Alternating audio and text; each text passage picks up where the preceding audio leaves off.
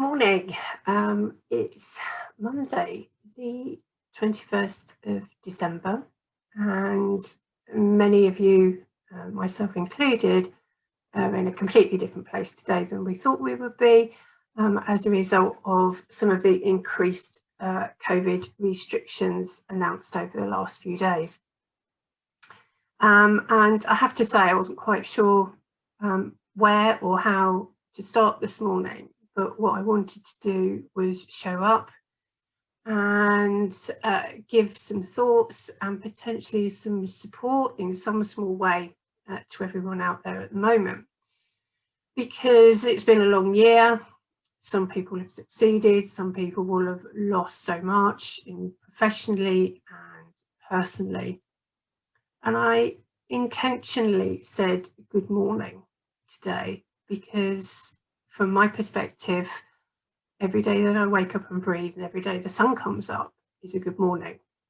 The difference is how I feel on any sort of particular day. And I think that goes for all of us. I think emotions and feelings have been running high, running up to and very much immediately at the moment in the run up to what we hoped would be an occasion to celebrate with our families over the festive and Christmas period. But that, for many, many people who are watching, is not going to be the case. So feelings, I want to just focus on that word because a lot of us don't add it into the way that we describe a situation. We say that I am angry, I am sad, I am distraught, I'm happy, I'm joyous. So many ranges of emotion that make us who we are, which is human. And we don't add the I am feeling bit onto it. And I personally believe that that creates a tiny bit of space and a tiny change of perception. I think I am and some sort of emotion, I call it in my own terminology as a blanket phrase. We cover our whole selves with that word.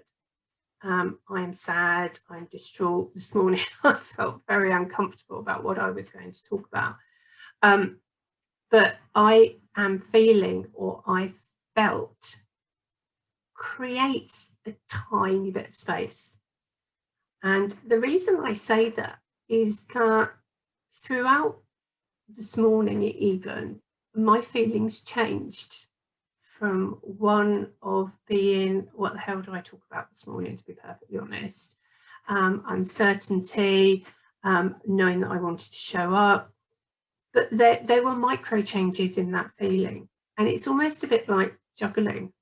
Sometimes or holding something, is that you have to put it down to pick another one up.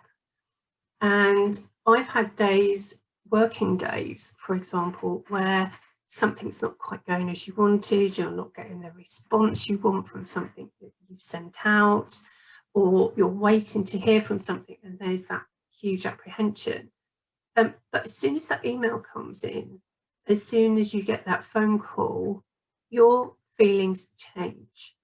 So you might go from, on the one hand, feeling really frustrated, exasperated, to in the next second feeling a lot better, hopeful, happy, relieved, another feeling. You almost have to put that one down to pick another one up.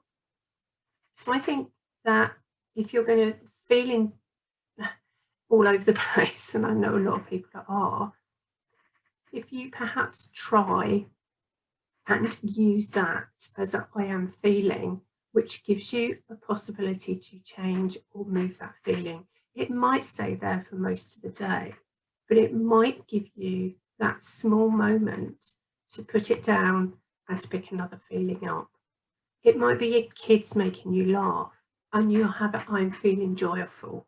That might last for 5 seconds. It might last for an hour or two while you're with them. And then that feeling of loss and despair that things aren't going to be the same may come back, but you're not going to cover yourself in that feeling all day. So I'm hoping that that in some small way might help you find some joyous and lovely feeling over the next few days as we come in the run up to Christmas and the week after.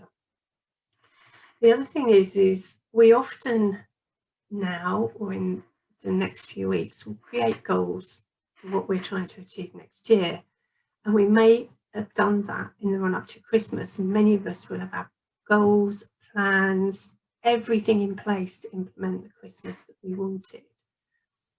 But because of someone else's decision that we can't control, they're no longer realistic. And we, as angry as we are and distraught as we are, it's not going to be realistic to put in place the plans and the goals that you had a few weeks ago. And perhaps it means that you create yourself smaller ones. People who are feeling particularly low today, or are feeling, you know, in not a great place, actually, you know, getting up this morning, getting dressed and having some breakfast might be your goal for the day, and you've hit it, you know, when you start to watch this. For other people, you might be able to create something completely different. But sometimes when you hang on to something that is completely unrealistic, now that all things have changed, we can stay rigid and fixed and stay on to that. But then our feelings can sometimes stay with that as well. So I am hoping that this week, that rather than being fixed in some feelings that aren't great, and it's part of the human condition, you've got every right to feel mad, angry that things have changed. But please try and find that flexibility to find those moments of joy and love in your week. And that's what I'm wishing for you this week, as much as I can, is some moments of joy and love where you can find them. And hopefully there will be more than them than you anticipate, even though today might be feeling really awful. And next week, I will be back on the 28th to just perhaps start looking a little bit forward into 2021, which will be another day and another chance to look at what you can do next year.